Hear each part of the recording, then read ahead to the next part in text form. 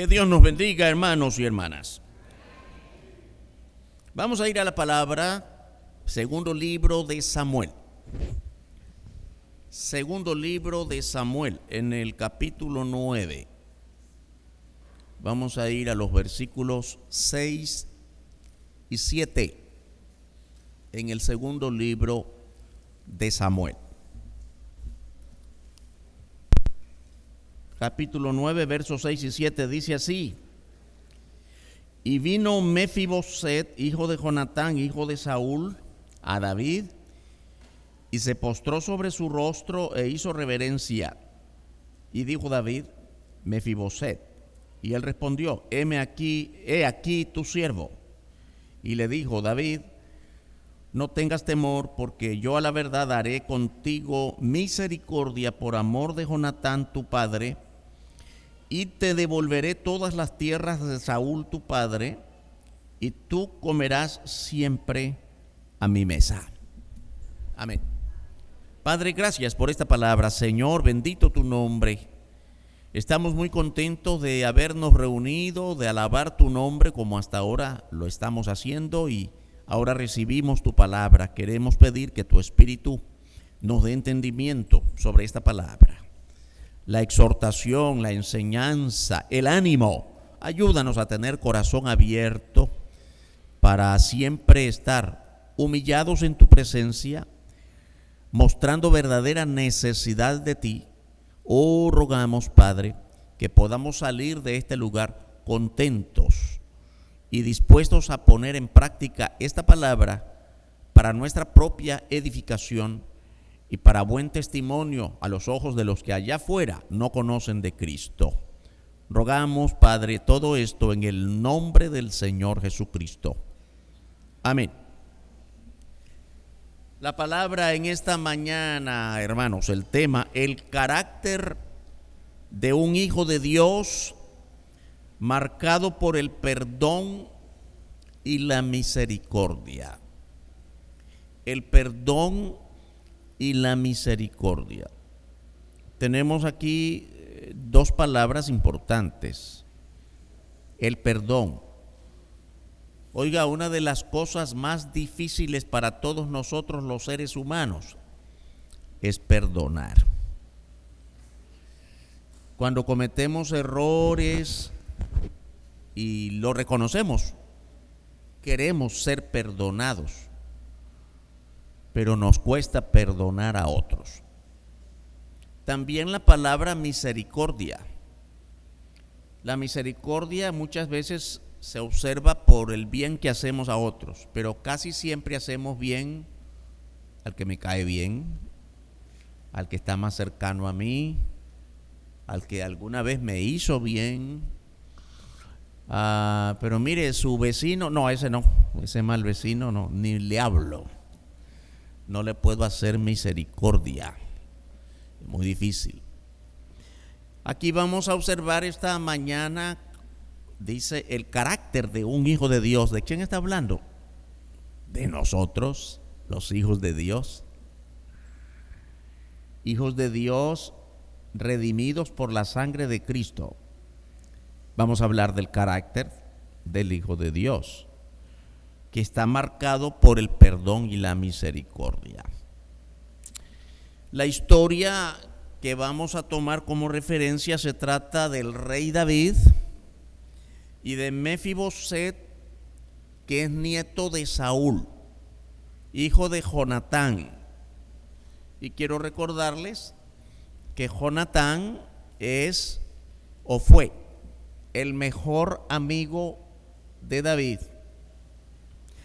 Oiga, mucho que aprender. No es el tiempo para hablar de Jonatán, pero hay mucha referencia en la Biblia. ¿Sabe usted qué actitud tan poderosa, ejemplar de Jonatán? En el tiempo cuando Jonatán creció en Israel, el rey era su padre Saúl, de manera que Jonatán iba a ser el siguiente rey. Si seguimos la tendencia genealógica de los reyes, el hijo del rey va a ser el rey, el príncipe. El príncipe es el hijo del rey Cuando el padre muera, él hereda el reino.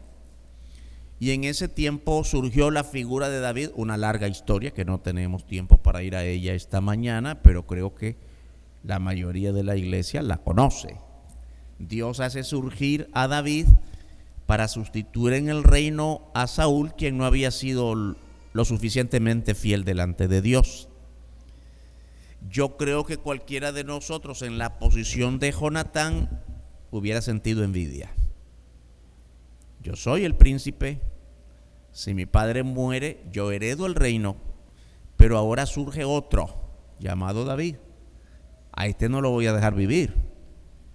Y en vez de eso, lo que Jonatán hizo fue hacerse el mejor amigo de David. No por interés humano, no. Ahí notamos en la historia de David y Jonatán una verdadera amistad, profunda amistad, espiritual amistad. De tal manera que el propio Saúl, padre de Jonatán, el rey de Israel, se opuso a Jonatán. Y mientras perseguía a David, sabemos que hubo una guerra muy relevante, muy fuerte entre el rey Saúl y David, que aunque ya había sido ungido de parte de Dios a través de Samuel,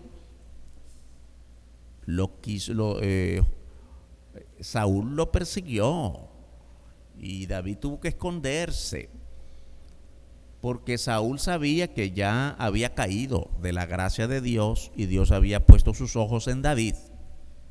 Y Jonatán prefirió la amistad de David. Hasta aquí.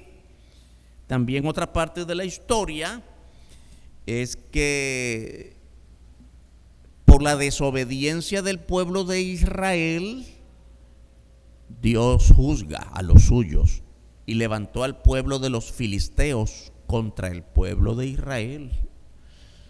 Repito, hermanos, Dios juzga a los suyos.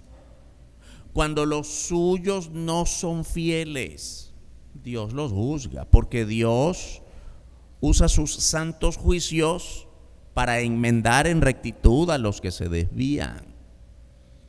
Y por eso levantó a los filisteos, un fiero enemigo. Hemos estado muy familiarizados con la tribu de los filisteos en estos días. ¿Por qué? Porque hemos estado en nuestros cultos de estudios bíblicos. Estamos estudiando sobre los filisteos y la vida de Sansón. ¿Recuerdan? Parece que la mayoría no viene los jueves. Le animamos a venir porque estamos estudiando sobre los filisteos. ¿Quiénes son? Y aquí están los filisteos otra vez en esta historia. Los filisteos dominaban tanto al pueblo de Israel, hacían tanto daño que en una de las guerras murió el rey Saúl junto con su hijo Jonatán. Muy bien, vamos a ir al primer libro de Samuel, capítulo 31, versos 8 y 9. Ahí se nos cuenta el final de Saúl.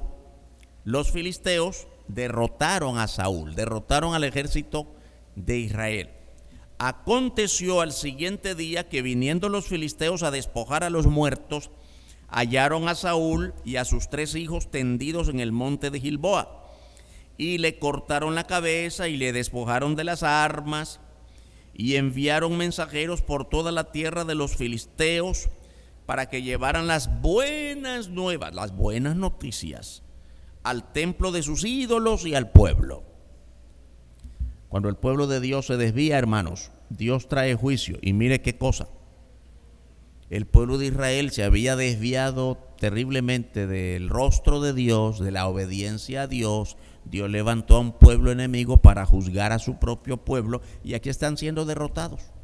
Pero además, derrotado su ejército, y los que quedaron vivos, avergonzados. Enviaron el gran anuncio, los filisteos, por todas sus ciudades, levantando banderas de triunfo, para que llevaran las buenas nuevas. Buenas nuevas es buenas noticias de la derrota de Israel, como una honra a los dioses en sus templos. Qué vergüenza para el pueblo de Dios. Y en eso cayó Saúl y sus 3 hijos, entre ellos Jonatán. Ahora, una cosa importante. Yo creo que David, recibiendo la noticia de que el rey que le perseguía, el rey Saúl, había muerto, se hubiera alegrado. Pero la Biblia dice que no se alegró. Lloró.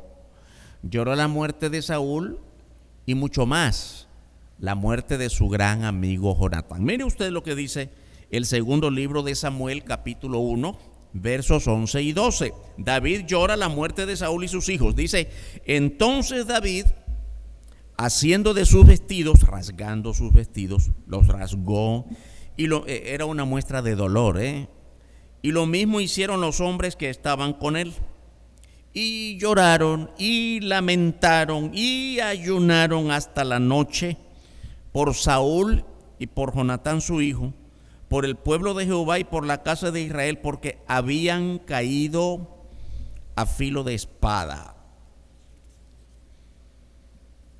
Hermanos, es doloroso. Repito, ¿cuál hubiera sido la actitud de nosotros? Bueno, es cierto que los filisteos nos vencieron, pero qué bueno que ya se murió Saúl, porque ahora quedo yo. No, esa no fue la actitud la actitud triunfalista de David, no fue eso, fue de lloro, de lágrima. Lloró por la vergüenza en que habían caído y en que habían quedado los que quedaron vivos. Hermanos, llegan los momentos en que nosotros también tenemos que vertir lágrimas delante de Dios. Por muchas razones, cuando no nos va bien y entendemos que es por razón de que no estamos bien delante de Dios, Dios nos juzga. O cuando a alguien que no está bien con nosotros le va mal, cuidado, nos alegramos. No puede ser que nos alegremos. Qué bueno que te cayó eso. No, hermano. Ahora que recuerda el tema que tenemos, el carácter de un hijo de Dios. Si somos hijos de Dios, la Biblia nos manda a sentir dolor por el que tiene dolor, a llorar con el que llora, a sufrir con el que sufre. No importa quién sea. Puede ser que es mi enemigo. No, hermano. Yo creo que nosotros como creyentes no podemos hablar de enemigos. Que Él quiera ser enemigo nuestro, esa es otra cosa. Pero usted no puede ser enemigo de nadie. Aquí encontramos a David llorando por Saúl y por su amigo Jonatán. Ahora bien, todo eso aconteció, una larga historia, hasta que David llega a ser el rey de Israel. Y pasaron los años. Cuando ya David es el rey de Israel, ocurre que él recuerda a su amigo Jonatán, que ya había muerto, pero que este Jonatán tenía hijos. ¿Dónde estarán los hijos de Jonatán? ¿Qué habrá pasado con los hijos de mi mejor amigo? Y aquí encontramos la historia con la que comenzamos la lectura. Y observamos la actitud generosa del rey David. Generosidad es una palabra que debe marcar nuestro carácter todos los días. Dios es generoso con nosotros. Nosotros tenemos que ser generosos. No olvide una cosa, cuando la Biblia habla desde el Antiguo Testamento y también se lo dice a la iglesia de este tiempo: sed santos porque yo soy santo. Bueno, lo mismo podríamos decir de esta palabra: sean generosos porque yo soy generoso con ustedes. La actitud, hermanos, de todo creyente. Entonces David, ya siendo rey, manda a buscar a Mefiboset. Segundo libro de Samuel, capítulo 9, versos 1 al 5. La primera parte del capítulo con el cual comenzamos ahora. Dijo David: ¿ha quedado alguno de la casa de Saúl a quien haga yo misericordia por amor de Jonatán? Y había un siervo de la casa de Saúl que se llamaba Siba, al cual llamaron para que viniese a David, y el rey le dijo: ¿eres tú, Siba? Y él respondió: tu siervo. El rey le dijo: ¿no ha quedado nadie de la casa de Saúl a quien haga yo misericordia de Dios? Y Siba respondió al rey: aún ha quedado un hijo de Jonatán, lisiado de los pies. Entonces el rey le preguntó: ¿dónde está? Y Siba respondió al rey: he aquí, está en casa de Maquir, hijo de Amiel, en Lodebar. Entonces envió el rey y le trajo de la casa de Maquir, hijo de Amiel, de Lodebar. Hermanos, hermanas, pasaron los años. No fue al día siguiente. ¿Cómo sabemos que pasaron los años? Usted va al capítulo 4, no lo vamos a leer ahora, pero yo confío que usted hace vida devocional en su casa. Aquí lo que hacemos con sermones y estudios es darle pautas de lectura, pero no podemos ir a cada versículo, no tenemos el tiempo. Yo espero que usted se goce con la palabra cada día de la semana y que pueda ir al capítulo 4 de este mismo libro para ver quién era Mefiboset. Cuando ocurrió la derrota de Saúl y su ejército por causa de la invasión de los filisteos, este Mefiboset, hijo de Jonatán, tenía 4 años de edad. Lo dice la escritura. Y había nacido lisiado, había nacido impedido, como normalmente decimos. A la hora de la batalla y de la persecución llega al palacio de Israel la noticia de que los filisteos han derrotado al ejército en el campo y que Saúl y sus hijos han caído. Entonces todos los que estaban en el palacio salen huyendo. Esto se trata de Saúl, sus hijos, los 3 hijos, incluyendo a Jonatán, que ya habían muerto con él, pero los hijos de ellos. Y la nana, la criada, la sierva que estaba a cargo de Mefiboset, el pequeñito de 4 años que no podía correr porque había nacido lisiado, ella salió corriendo, tropezó, se cayeron y el niño quedó peor. ¿Comprende? Si a lo mejor era medio cojo, no lo dice en detalles la Biblia, ahora estaba en silla de ruedas. Así creció huyendo este niño. Ahora lo encontramos adulto, ya tiene familia, ya está en la casa de Maquir. Se supone que en secretos. El rey no debe saber que yo vivo.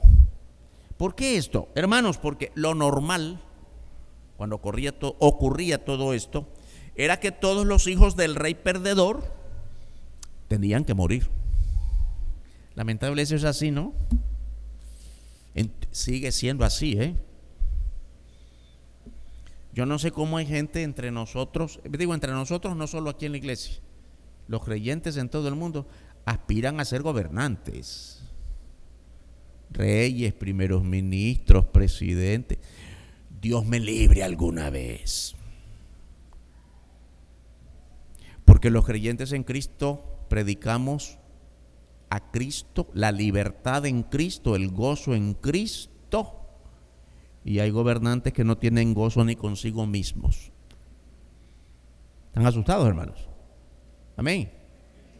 Somos libres en Cristo. Los hijos de los gobernantes se tienen que cuidar. ¿Por qué son perseguidos? Y no estoy hablando aquí, estoy hablando en todo el mundo. Cualquiera que sea el sistema. Esa es la realidad de la vida humana. Está en la historia desde Adán y Eva. Los grandes imperios, los grandes reyes, llámense Césares, llámense faraones, llámense los zares, estos son títulos de los reyes de los distintos imperios.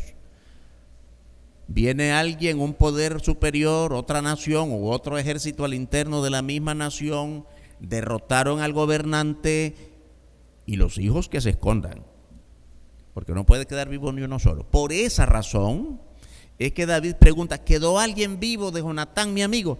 Porque todos huyeron, si es que quedaron más. Aquí se nos cuenta de Mefiboset, de este muchacho Mefiboset. Lo normal es que él hubiera muerto, pero se escondió. Ahora David pregunta si hay algún criado que sabe de ellos y aparece Siba. Siba también aparece en el capítulo 4, que era siervo de Saúl. Ahora quedó aquí en el palacio con David. David entonces muestra un carácter que todos debemos imitar como cristianos. Carácter, hermanos. La vida del creyente se muestra, la vida del verdadero cristiano se muestra no solo porque viene a la iglesia. Qué bueno que viene a la iglesia. Pero eso es, hay muchos que van a la iglesia y no son creyentes. Se muestra en el carácter, en cómo es por dentro y por fuera, en cómo es cuando lo ven y cuando no lo ven, en cómo es en público o en secreto, en cómo es delante de Dios, en cómo dejas que Dios transforme tu vida, de manera que ya no puede ser posible que siga habiendo creyentes como en efecto hay, que dicen, bueno, mire, yo soy todo el buen creyente que usted quiera de mí, pero que no me toquen, porque ya van a saber quién soy. Es que yo así nací. Sí, todos nacemos torcidos.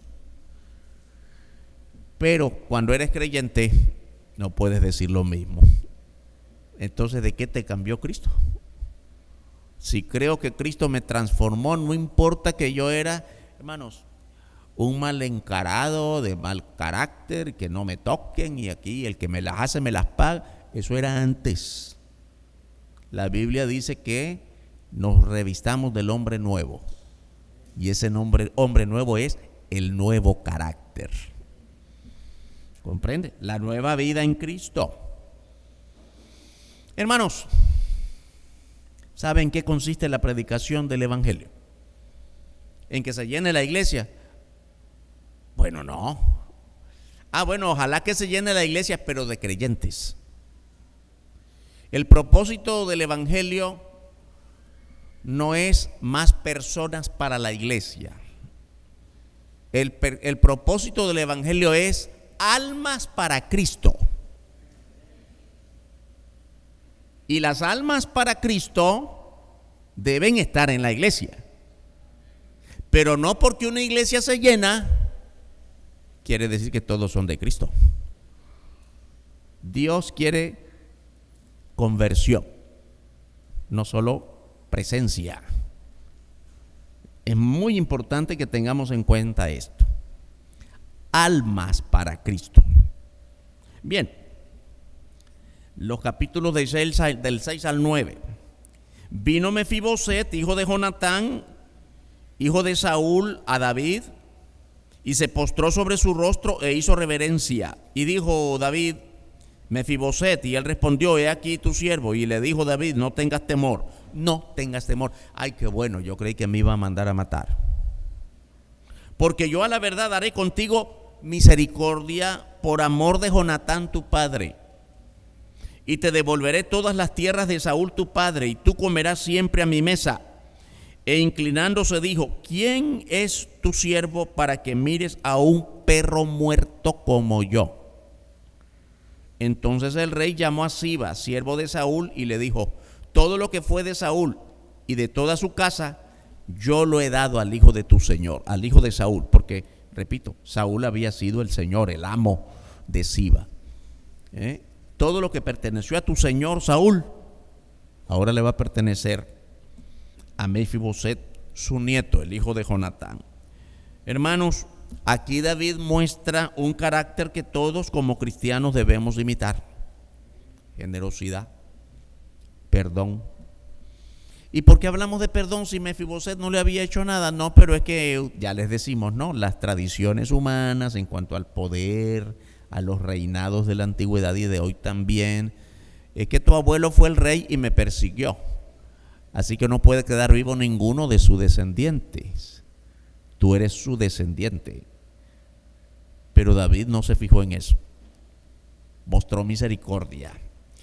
Entonces, hermanos y hermanas, observemos una cosa.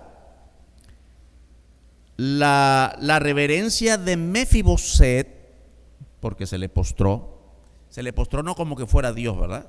Se le postró porque era normal en los imperios antiguos que toda persona se postrara delante del rey. La reverencia de Mefiboset indica total reconocimiento de la autoridad de David, además de plena humildad. Pero también, hermanos, una situación de imposibilidad física. ¿Va a levantar Mefiboset un ejército? ¿Está en condiciones él de pelear con David? Imposible. Pues entonces, lo único que me queda es humillarme delante de este hombre que es la autoridad. He aquí tu siervo. Y David le dice, no tengas temor. El temor era lo propio en la situación de Mefiboset. Ocurre que David me mandó a llamar. ¿Para qué será? Yo creo que lo primero es, me va a matar, por fin me descubrieron. Con razón David corre y le dice, no tengas miedo, tranquilo, haré contigo misericordia por amor de Jonatán, tu padre. Recordemos, Jonatán había sido el mejor amigo de David desde su muy corta juventud. Amigos de verdad. Jonatán es otro gran ejemplo, ya lo dijimos. En vez de mostrar envidia contra David, mostró amistad. Hermanos, haré misericordia. La misericordia es propia de quienes han puesto su vida en Dios. La misericordia no sale de nosotros. La misericordia no es parte de la marca con la que nacemos. La única marca con la que nacemos se llama pecado. Envidia, odio, rencor, ira, venganza, resentimiento, todo eso. Pecado. Con eso venimos marcados. Y una vez que empezamos a vivir, crece. No, la misericordia no nacemos con ella, no viene de la cuna. Solo viene de Dios. Y por eso tenemos que destacar la misericordia de David, que era siervo de Dios. Hermanos, también tenemos que decir lo mismo. Dios en Cristo, ahora que somos creyentes en Cristo, ahora que somos la iglesia, Dios en Cristo nos dio lo que no merecíamos. ¿Qué merecíamos? La paga del pecado es muerte. Eso merecíamos. Pero nos dio misericordia que no la merecíamos. Nos la dio en Cristo. Por gracia somos salvos. La palabra misericordia proviene del hebreo. Está en el Antiguo Testamento. Gesed, que significa piedad, significa clemencia, significa benevolencia. No hay nada de esta palabra que se relacione con algún tipo de malicia, de maldad, de sospecha, de celo, que es común en nosotros. ¿Verdad que hay mucho celo en cuanto a sospecha? Conozco el caso de una hermanita que no se llevaba bien con otra. Pastor, fíjese que vino la otra, usted sabe que ni le hablo, nos llevamos mal. Y de repente viene, yo no sé qué le pasó, y viene aquí como a pedirme perdón. Ay, sí, he pensado en lo malo, que nos hemos ofendido, quisiera que empecemos de nuevo, que me perdone. ¿Qué hago, pastor? Ay, hermanita, qué bueno, podemos orar junto con ellas, con ella. Podemos orar. No, pastor, es que yo tengo miedo. ¿Miedo de qué? ¿Qué habrá detrás? En esa cara de buena gente que ahora tiene, ¿qué habrá detrás de eso? Sospecha, celo, desconfianza. Siempre estamos pensando lo mismo. Esto no es solo que mujeres, que varones, esto es de toda raza humana, hermanos. Todo ser humano. Sospechamos. Nos cuesta creer cuando el otro nos pide perdón. Y peor, nos cuesta perdonar. La palabra misericordia que viene de Dios, hermanos, solamente tiene la cara buena. piedad, benevolencia, bondad, inocencia. ¿De quién fue la iniciativa de esta relación entre David y Mefiboset? De David. No fue Mefiboset. Mefiboset está lleno de miedo. Se escondió, creció escondido desde que su abuelo fue derrotado y él tuvo que huir y tenía una cortita edad, un niño de 4 años, y creció, ya es un adulto. ¿Cuántos años pasó escondido? Fue David el que mostró misericordia. Fue de David la iniciativa. Hermanos, ¿de quién es la iniciativa de nuestra salvación? Solo de Dios. Nosotros, hermanos, no somos capaces de buscar a Dios. Él fue quien nos buscó en Cristo. Antes de que nosotros pudiésemos decir yo amo a Dios, Dios nos amó primero. Ese es el mensaje de la Biblia. Es el amor de Dios. Ahora, el amor de Dios está reflejado en el amor de cada creyente, en el amor de la iglesia. Pero no nace de la iglesia, no surge de la iglesia, viene de Dios. La iniciativa siempre es de Dios. Hermanos, hermanas, la misericordia que debemos mostrar no depende de la arrogancia, del poder. La bondad y la misericordia, como parte del carácter nuestro, es una disposición de honrar a Dios. Es la manera en que honramos a Dios, con nuestro nuevo modo de vivir, con nuestra nueva vida en Cristo. No se necesita ser rico para ser misericordioso, porque tiene la idea, mire hermano, mostremos misericordia. No, si yo quiero darle de comer a todos los pobres, pero no tengo ni para mí, como si solo cuestión de acciones. Estamos mal acostumbrados a pensar que para ser bueno hay que tener recursos. No, hermano, no se trata de acciones buenas solas. Sí, podemos hacerlas, qué bueno, la Biblia honra las obras buenas, sí. Pero no son el fundamento de la misericordia. No son el fundamento de tu carácter.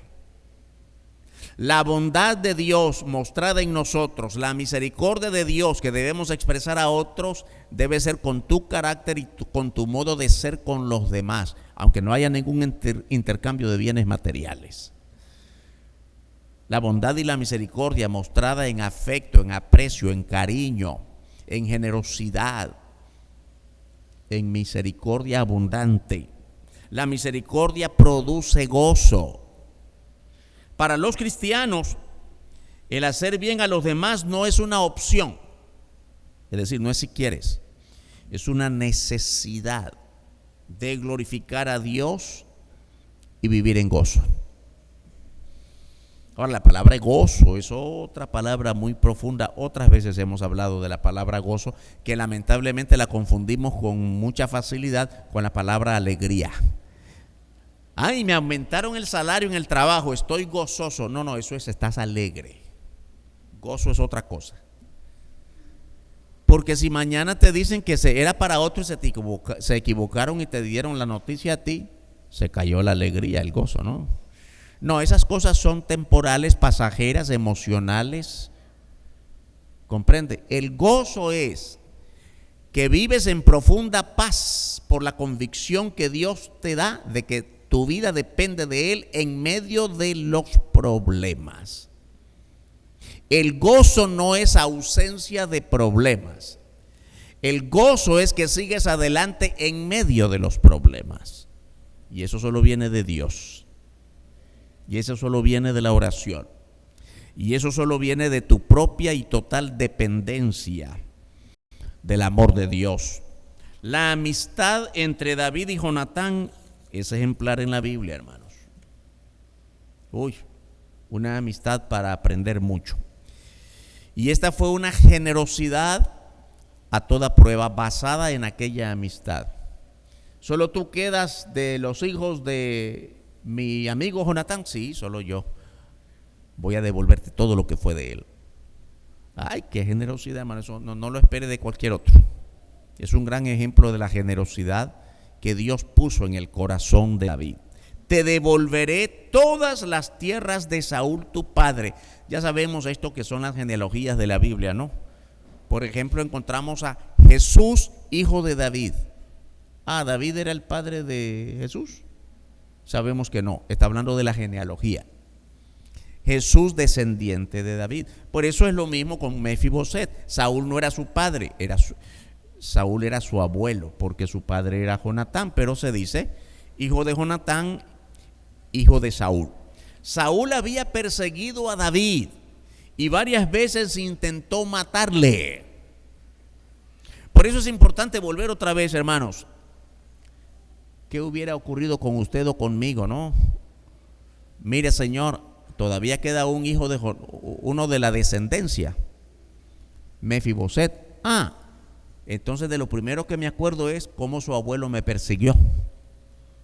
Pero David, en vez de pensar cómo su abuelo Saúl lo persiguió, pensó en cómo fue su hijo Jonatán, el hijo de Saúl, conmigo como el mejor amigo.